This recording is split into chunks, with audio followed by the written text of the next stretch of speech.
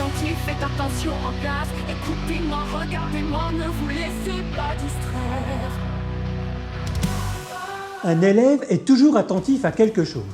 C'est ce que dit Jean-Philippe Lachaud, spécialiste des neurosciences et fondateur d'Atoll. Mais alors, comment se fait-il que bien souvent, notre expérience de classe met en défaut cette affirmation? C'est ce que nous allons voir dans cette vidéo.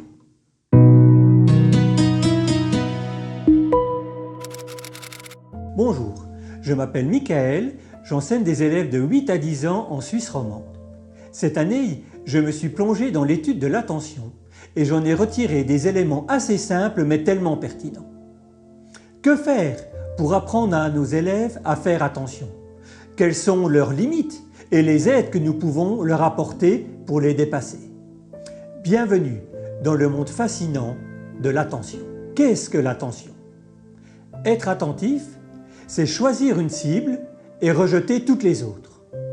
C'est le fait d'avoir un focus, de diriger son regard, son écoute, ses pensées vers une cible et d'ignorer toutes les autres qui seront considérées comme des distractions.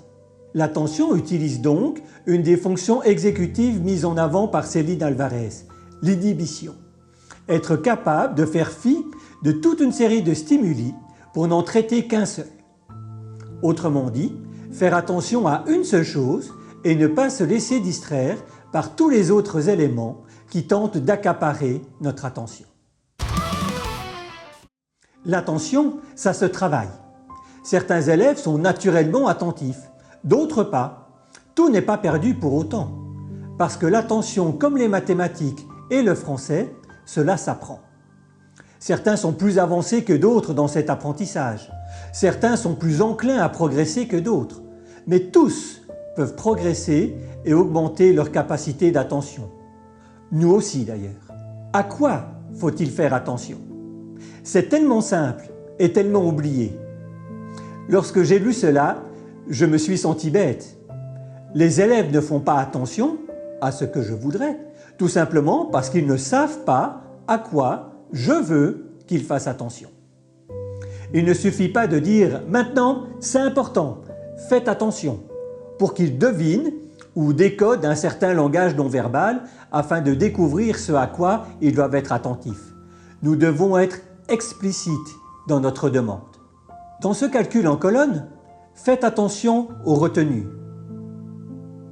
Dans cette dictée à améliorer, faites attention aux accords dans le groupe nominal. Dans cette histoire de la forêt, soyez attentifs aux difficultés que rencontre le gland. Dans cet apprentissage de saut en longueur, faites particulièrement attention à vos foulées afin de ne pas mordre sur la ligne. Faites attention ne suffit pas, nous devons être explicites quant à l'objet de l'attention. Les tentateurs. Une fois que la cible de l'attention est définie, il va falloir que les élèves la gardent en vue, et ce n'est pas gagné. Lorsqu'ils ne voient que cela, c'est facile. Mais lorsque la cible de l'attention est entourée d'autres stimuli, le contrôle inhibiteur va devoir entrer en action afin de continuer à ne faire attention qu'à la cible et pas à tous les autres intérêts. Pour cela, nous avons des outils pour aider les élèves. Leur donner une cible explicite qui permet aux élèves de sélectionner facilement les informations qui y sont liées et celles qui ne le sont pas. L'élève pourra facilement la garder au centre de son attention. Donner des consignes claires, précises, actionnables. L'élève comprend aisément la tâche et le but de la tâche, ce qu'il doit en tirer. De cette manière, il évitera de compléter des trous ou de noircir du papier seulement pour faire plaisir à l'enseignant. Des aides pour se rappeler de la cible à garder en vue. Par exemple, quelques mots-clés au tableau noir rappelant ce que l'élève doit garder dans sa cible. Une cible intéressante qui évitera qu'ils sombrent dans l'ennui et en choisissent une autre qui leur paraîtra plus intéressante. Souvent, les élèves se dispersent parce qu'ils ont trouvé une cible d'attention plus intéressante que celle que nous leur proposons. Assurer un climat de travail calme, qui évitera la distraction causée par d'autres stimuli sonores ou visuels. Pour instaurer un climat de classe calme et propice aux apprentissages, je vous propose cette vidéo en fiche et en description. Un environnement de travail adapté en ce qui concerne l'organisation, l'ordre, la propreté, qui incline plutôt au travail qu'à la distraction. Un espace de travail étriqué conduira fréquemment les élèves à discuter pour demander au voisin de garder ses affaires chez lui. Une disposition de classe qui ne permet pas aux élèves d'avoir facilement accès à leur matériel ou de voir clairement ce qui est écrit au tableau ou projeté au mur peut aussi induire un manque d'attention. Il n'est pas nécessaire de voir des souris courir sur les tables pour que les élèves soient distraits. Alterner les tâches et adapter la longueur de celles-ci. Tout le monde décroche après un temps plus ou moins long. Même nous, enseignants, lorsque les interventions dans une conférence ou une formation s'éternisent. Définir un temps pour l'activité. Cela aidera les élèves à tenir jusqu'au bout, comme dans une course de fond, et leur laisser le temps de décompresser ensuite, par exemple lors d'une pause active ou d'une activité de transition. C'est simple, court, il suffit d'y penser. J'en ai recueilli quelques-unes dans ce billet de blog que je vous mets aussi dans le commentaire. 30 activités de transition. Je vous mets le lien dans la description. Concrètement, nous pouvons influencer positivement l'attention de nos élèves par ces quelques éléments. Clarifier l'intention pédagogique. Aujourd'hui, on s'entraîne à poser une addition avec retenue. Fractionner les consignes. Une tâche, une étape, une consigne. Et s'il y a plusieurs consignes, les écrire au tableau. Varier les rythmes. Temps d'attention, pause, activité de transition, nouveau temps d'attention.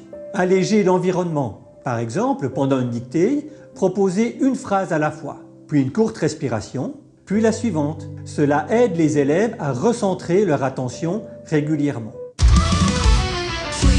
Les soutiens à l'attention. S'il y a des distracteurs, des tentations, il y a aussi des éléments qui soutiennent l'attention. L'attention n'est pas seulement un apprentissage qui se fait sur le moment. Des éléments extérieurs viennent la renforcer ou au contraire la détériorer. Si les éléments développés jusqu'ici peuvent être travaillés en classe et sont du ressort de l'enseignant, d'autres sont plutôt définis par l'environnement de vie de l'élève. L'école y participe, mais c'est la famille qui joue le rôle le plus important. La qualité et la durée du sommeil. La qualité de l'alimentation, en particulier le fait que l'enfant ait pris un bon petit déjeuner pour les Français ou un bon déjeuner avant de venir en classe. L'hydratation. Là aussi, nous pouvons jouer un rôle prépondérant en classe en organisant la possibilité de boire pendant les cours ou entre ceux-ci. Depuis des années, mes élèves ont une bouteille ou une gourde sur la table. Ils peuvent boire presque quand ils veulent et aller la remplir chaque fois qu'ils reviennent en classe. Le matin, après la récréation, après la pause de midi. L'activité physique. Bien souvent, les heures d'éducation physique à l'horaire ne suffisent pas pour utiliser toute l'énergie que nos élèves ont besoin de dépenser. Quelques heures de sport en dehors des cours les aident à être plus attentifs en classe. C'est une expérience que j'ai vécue cette année. Apprendre à être attentif. Nous enseignons à lire, à écrire, à résoudre des problèmes. Pourquoi ne pas enseigner aussi à prêter attention? On peut ainsi discuter avec les élèves de leur capacité ou incapacité à être attentifs et identifier plusieurs éléments qui peuvent être améliorés. À quel moment leur attention s'échappe et pourquoi? Comment ils peuvent la ramener? Ce qu'ils ressentent lorsqu'ils sont vraiment attentifs. Et par exemple, en fin de journée, on pourrait proposer un petit retour collectif. À quel moment as-tu été le plus attentif aujourd'hui? Qu'est-ce qui t'a aidé? Cette métacognition leur permet de progresser dans l'attention et dans l'apprentissage de l'attention. L'attention est une compétence essentielle et elle s'apprend. En classe, chaque petit geste compte. Une consigne claire, une ambiance sereine, un moment de pause au bon moment. En cultivant ensemble cette attention, on aide nos élèves à mieux apprendre, mais aussi à mieux se connaître. Pour continuer, je vous propose cette vidéo concernant le climat de classe. Je vous parle de ce qui compose un climat de classe serein et propice à l'apprentissage, ainsi que des manières de le mettre en place et de le maintenir. N'oubliez pas ce qui permet à notre petite chaîne de progresser. Le pouce, le commentaire, le partage sur les réseaux sociaux et les discussions en salle des maîtres. Faites ce que vous aimez, enseignez.